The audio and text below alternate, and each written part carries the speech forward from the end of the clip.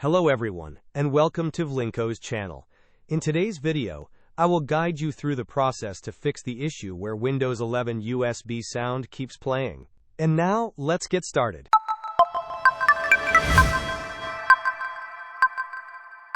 To resolve the persistent Windows 11 USB sound issue, we will adjust system sound settings. First, open the Windows search bar by pressing the Windows key on your keyboard or clicking the search icon on your taskbar.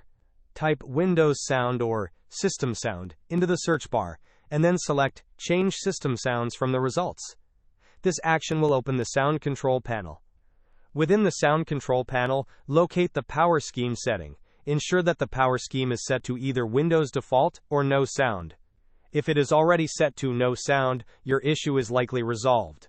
However, if it is set to Windows Default, you will need to scroll down the list of sounds. Find the entries for Device Connect and Device Disconnect.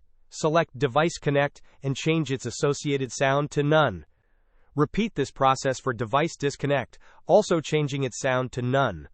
Once these changes are made, click Apply to save your adjustments, and then click OK to close the Sound Control panel.